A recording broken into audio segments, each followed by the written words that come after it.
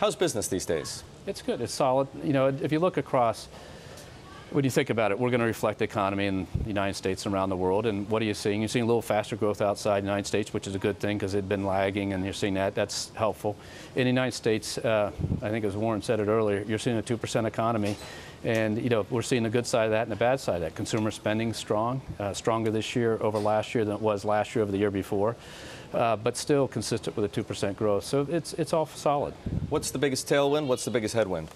The biggest tailwind is, you know, just the compounding of this great sized economy and it continuing to operate. If you think about 2% growth, you know, isn't what we want. You know, people want a faster growth, but what you're seeing is that sop up employment levels or unemployment levels all-time lows. Wages are growing a little faster than people thought. You know, even when you think about Houston and recovery, the unemployment levels are so low. We got to get, you know, can we actually do that and do whatever we're doing? And so you're worried about having capacity to do the work.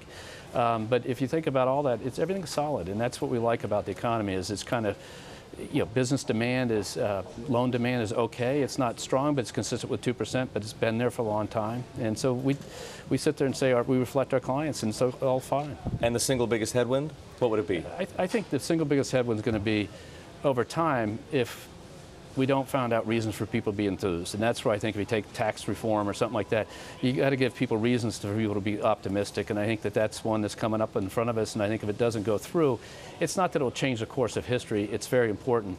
But it will show that we can't, as a country, invest in our future by changing our tax laws to be competitive. You describe it as a 2% economy, Brian. Second quarter growth, as you know, came in higher than expected at 3%.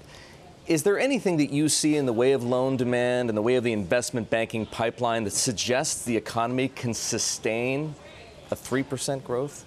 I'd say that it just almost did for a quarter, but you know, the measurements all in and out and stuff shifts from quarter to quarter. Sure. I'm not thinking about it on a quarter-to-quarter basis. I'm thinking about it on a longer-term basis. I think one of the things that people forget is the population of the United States is not growing that fast because we've had different policies in immigration and things. And so if you think about the period of time in the 90s and 2000s when you had economic growth, you had a population growing at 1.5% a year, and now it's 3/4.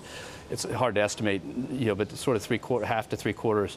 That difference is a lot of people and a lot of demand for houses, for food, for, you know, cars, for everything. And so we've got a good, solid economy. But I think without population growth at a faster rate, you're going to see this thing fight to get between 2 and 3 as opposed to easily get there. So if this administration does, in fact, curtail immigration, it's going to have consequences for growth. I think we're into many years of a debate that we got to have a reasonable immigration policy as a company.